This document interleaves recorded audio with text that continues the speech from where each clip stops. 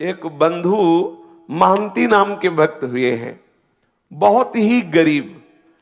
ये भीख मांग करके अपने परिवार का गुजारा करते। ये उड़ीसा के याजपुर गांव के थे। इनको बंधु महंती कहते थे। प्रायः इनका उदर पोषण केवल भिक्षा से ही होता। दो चार घरों में जाते, मांगते, जो कुछ मिलता उसी से परिवार चलता। पर जहां सत्संग होता है वहां जाया करते। सत्संग के प्रभाव से इनके मन में एक बात बैठ गई कि जीवन का उद्देश्य भगवत प्राप्ति करना। तो वैसे ही धन संपत्ति भोग सामग्री से रहित थे, तो कोई भोग वासना, कोई धन आदि का अभिमान, ये जो दोष बुद्धियां, ये तो इनके हृदय में स्वाभाविक नहीं थी, क्योंकि भिक्षा मांगते थे तो दैन्यता थी। और सत्संग से बात बैठ गई कि जीवन का परम लाभ है भगवत प्राप्ति करना। तो ये उतना ही मांगते थे जितना उदर पोषण के लिए, परिवार के लिए आवश्यक था। ऐसा नहीं कि भिक्षा मांग रहे तो बहुत सारा मांग लिया और खूब बेच करके उससे भोग सामग्रियां ला रहे, नहीं। जितने से उदर पोषण होता उन 4-6 घरों में मांग लिया, मिला तो मिला, नहीं तो उपवास कर लिए और एकांत में खूब नाम कीर्तन करते। प्रत्येक साधक को अपनी दिनचर्या में ऐसा समय रखना चाहिए, वो 1 घंटा, आधा घंटा, जिसमें नाम कीर्तन हो, अति आवश्यक है। नाम कीर्तन 24 घंटे में अपनी उपासना पद्धति में, दिनचर्या में जरूर रखना चाहिए। अगर 2-4 उपासक साथ हो तो और अच्छा, नहीं है तो अपने को एकांत में बैठकर स्वयं नाम कीर्तन करना चाहिए। कोई संगीत आता है तो ठीक है, नहीं आता तो अपने पास संगीत है, तालियां बजा बजा करके नाम की, बहुत जल्दी प्रभु प्रसन्न होते हैं नाम कीर्तन से, तालियां बजा। ये बहुत सुंदर सिद्धांत है कीर्तन का। कीर्तन से भगवत कृपा बहुत जल्दी हृदय में स्फुरित होती है, जरूर करना चाहिए कीर्तन। वो अकिंचन बंधु महंती जी अगर भिक्षा में कुछ मिला तो भगवत अर्पित करके पा लिया और एकांत, भिक्षावृत्ति से जीते, एकांत में बैठ करके नाम कीर्तन करते, नाम जप करते। अटल विश्वास होने लगा प्रभु में। नाम कीर्तन के प्रभाव से प्रगाढ़ हृदय में विश्वास प्रकट होने लगा। अब अपनी स्त्री को भी कहा कि देखो, मेरे हृदय में ये बात आती कि तुम यदि हमारी पत्नी हो, अर्धांगिनी हो, तो हमारी वास्तविक अर्धांगिनी बनो। हमारे हृदय में बात बैठ गई है कि भगवत प्राप्ति ही जीवन का परम लाभ है, तो तुम जैसा हम भजन करते हैं वैसा ही करो, तो तुम हमारी सच्ची अर्धांगिनी होगी। वो पतिव्रता थी, पति की आज्ञा के अनुसार उनके साथ कीर्तन में बैठने लगी। वैसे ही नाम और ऐसा ही सबको करना चाहिए। अपने परिवार में अपने संबंधियों को भगवान नाम कीर्तन, भगवान नाम जप, भगवत सेवा के लिए प्रेरित करना चाहिए। भले वो हमारी अवहेलना करे, भले वो हमारा उपहास करे, अगर वो हमारी प्रार्थना से 5 मिनट भी भजन करने लगेंगे तो मंगल होने लगेगा। अगर वो 1 माला भी करने लगे तो हम बाजी जीत गए। हमारे परिवार के बच्चे, रिश्तेदार, नातेदार, मित्र, माता पिता, जो भी संबंधी है, अपने संबंध भाव से दुलार करते हुए उनसे प्रार्थना करें। 1 माला ही जप लो, थोड़ी देर 5 मिनट ही कीर्तन कर लो, थोड़ी देर बैठ करके भगवत चर्चा सुन लो, जिससे हमारा मनुष्य जन्म लेना सार्थक हो जाए। वही संबंधी है जो अपने संबंधी को भगवत प्राप्ति के मार्ग में लगाए। ये बंधु महंती ने अपनी पत्नी को प्यार से शिक्षा दी, जीवन का परम लाभ है भगवत प्राप्ति, उसको भी भजन में लगा लिया। अब इनके हृदय में दृढ़ विश्वास हो गया कि मुझे भगवान मिलेंगे। ये है कीर्तन और नाम जप और वैराग्य। पूज्य श्री गुरुदेव भगवान ने एक दिन गिरिराज जी की परिक्रमा में कहा, जब पूज्य श्री पंडित बाबा जी की समाधि आए तब वो परिचय बताया। नए नए आए थे ब्रज में, तो महाराज जी ने परिचय बताया कि ये समाधि पूज्य श्री पंडित बाबा की है, गया प्रसाद जी की। और महाराज जी ने कहा कि बहुत भजनानंदी महात्मा थे, और जानते हो भजन का प्रकाश उसी के जीवन में विशुद्ध उज्जवल होता है जो वैरागी होता है। जितना जितना तुम विषयों से वैराग्य करते जाओगे उतना उतना भजन का आनंद प्रकट होगा और दिव्य अनुभूतियां होने लगेंगी। यदि हम विषय सेवन करते हुए भजन करते हैं, यद्यपि मंगल ही है, पर आपको अनुभव नहीं होगा, भगवदानंद का अनुभव नहीं होगा। हाँ, आपकी चाही हुई कामनाएं आदि आदि वो सब पूर्ण होती रहेंगी, लेकिन चिदानंद रस का अनुभव नहीं होगा। जब तक जगते भयो फिरे वैरागी, वृंदावन रस में अनुरागी, तब तक चिदानंद रस का अनुभव नहीं। गुरुदेव भगवान ने कहा जिसका जितना तीव्र वैराग्य होता है उतना ही उसे भजन का आनंद, भजन की दिव्यता और दिव्य दिव्य विभूतियों का साक्षात्कार उसे होता है। अब उनके तो वैराग्य स्वाभाविक था, भिक्षावृत्ति से जीते बंधु महांती। अब पत्नी भी नाम कीर्तन और भजन, अब इनके हृदय में दृढ़ लालसा हो गई कि मुझे प्रभु मिलेंगे।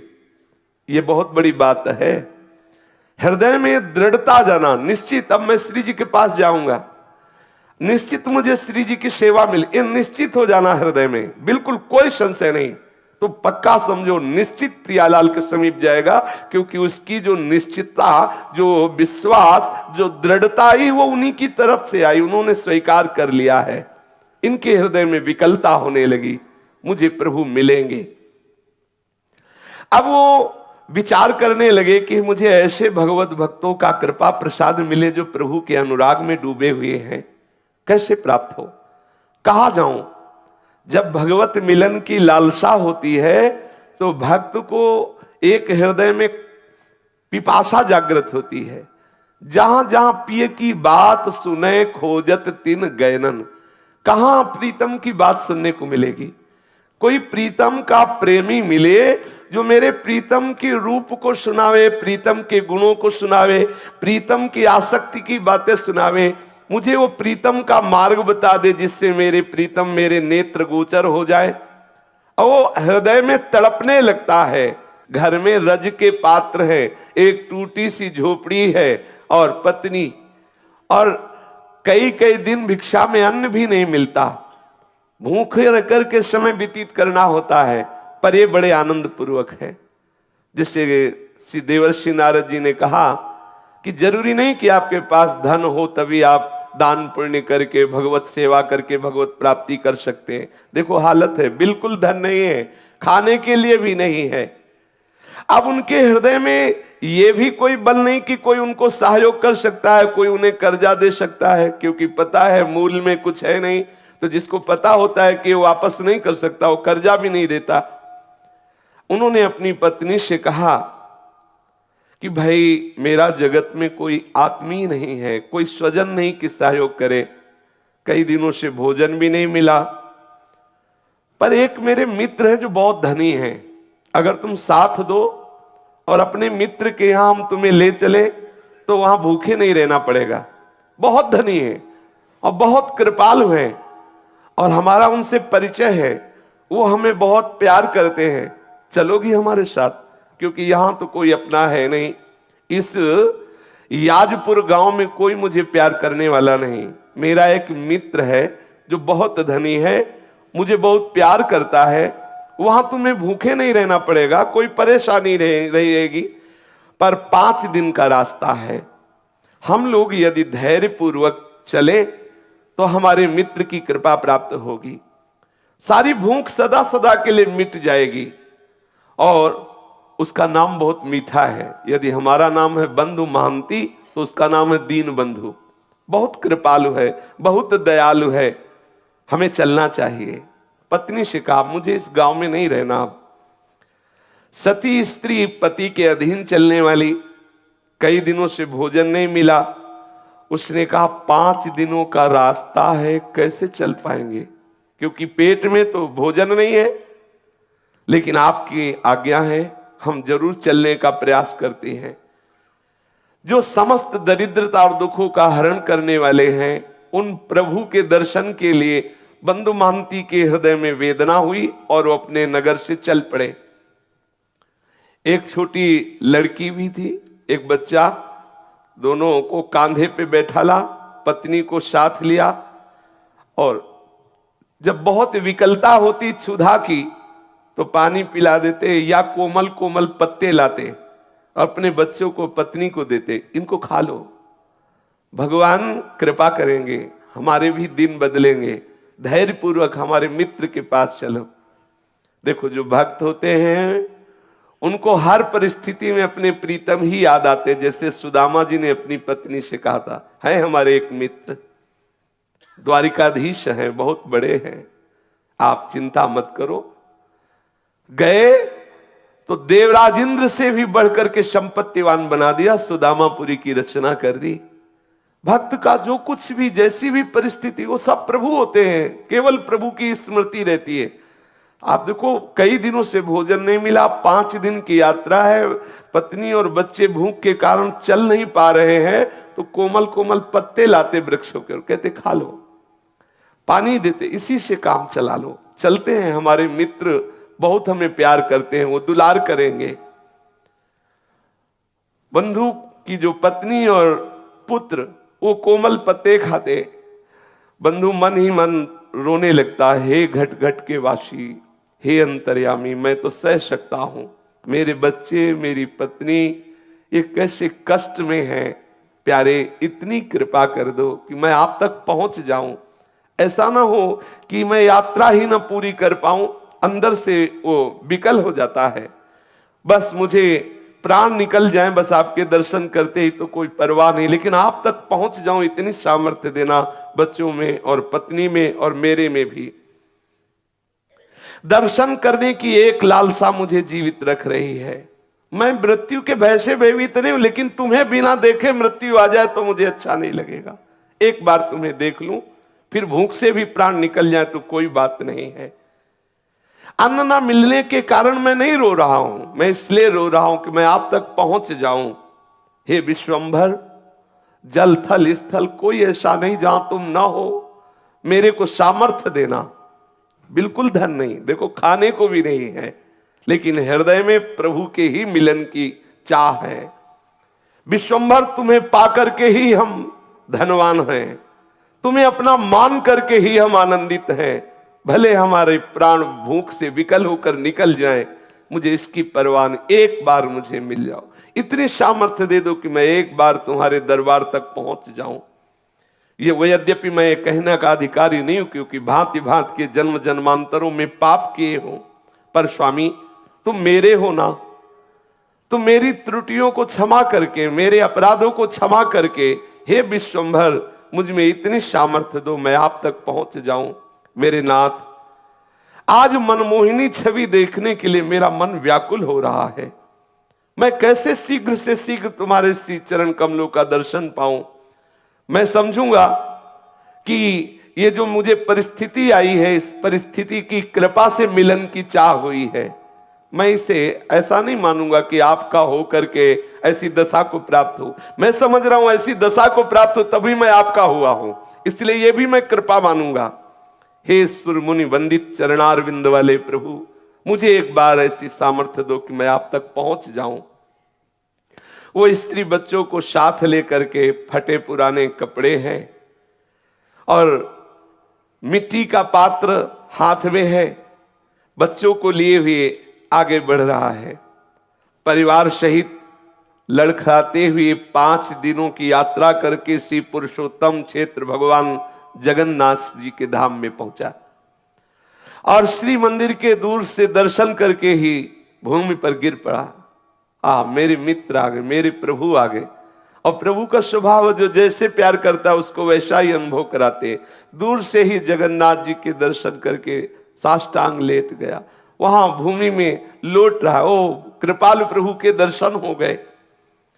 अपनी पत्नी से कहा, देखो देखो ये मेरे यार हैं, जिनके लिए मैं कह रहा था ना कि मेरे मित्र, ये हमारे मित्र हैं, ये हमारे प्रीतम हैं, ये हमारे दीन बंधु स्वामी हैं।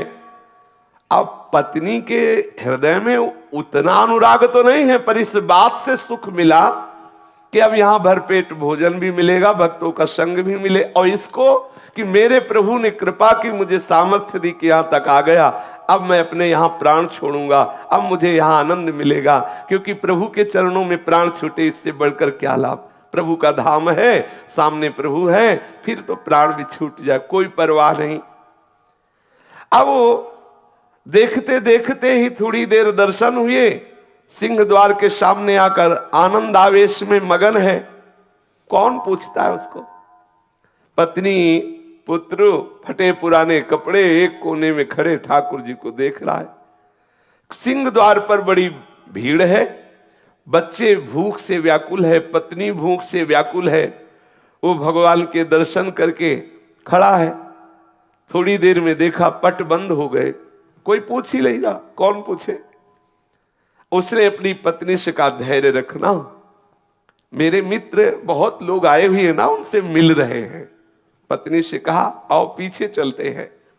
मंदिर के दक्षिण की ओर जहां से जगन्नाथ जी के प्रसादी का धोवन, जैसे पात्र आदि धोए गए तो वो फेन आदि निकलता है पीछे से, उस नाले के पास गए, उसे पेज नाला कहते हैं। वहां जाके बैठे और कहा कि देखो चिंता मत करो, स्वामी के घर आ गए हो ना, अब चिंता की बात नहीं है, और बहुत करुणामय है। देखो ऐसा करते हैं ना, बहुत भूख लगी है ना, इसमें जगन्नाथ जी के पात्र धोए जाते हैं, प्रसादी पात्र धोए जाते हैं, ये पानी वहीं से आता है, अपने लोग पीते हैं और आनंद से बैठकर यहाँ कीर्तन करते हैं। कितना धैर्यवान भक्त है। अब उसी जो ठाकुर जी की प्रसादी जल वहां से निकलता है, पात्रों का प्रक्षालन का, उसी का फेन आदि लेकर ऐसे बच्चों को पवाता है, पत्नी को पवाता है और स्वयं लेता है। बोला देखो कल सुबह जब मंदिर खुलेगा ना, तब प्रभु के दर्शन होंगे, कुछ ना कुछ प्रसाद मिलेगा धैर्य पूर्वक, और वो प्रसादी जल पीता है। देखो हम लोग कितने भाग्यशाली हैं कि प्रभु का प्रसादी जल पीने को मिल रहा है। धैर्य बनाता है और आनंद मगन हो जाता है, पेट भर करके वही जल पीता है। अब कौन उसे देखे? वो पीछे एकदम एकांत नाले के पास बैठा, वो आनंद मगन होकर के प्रभु का चिंतन कर रहा है। पतिव्रता के मन में बात आ रही है कि ठीक है इनके मित्र कैसे हैं वो तो मुझे पूरा परिचय नहीं, लेकिन मुझे मित्र कैसा मिला ये मुझे परिचय है। मुझे कैसा पति मिला, कैसा अनुरागी पति मिला, कैसा धैर्यवान मिला। देखो ये है प्रीता। और उन्होंने कहा कि आप बिल्कुल धैर्यपूर्वक रहिए, मुझे बिल्कुल कोई कष्ट नहीं है, आप जिसमें राजी है मैं उसी में राजी हूं।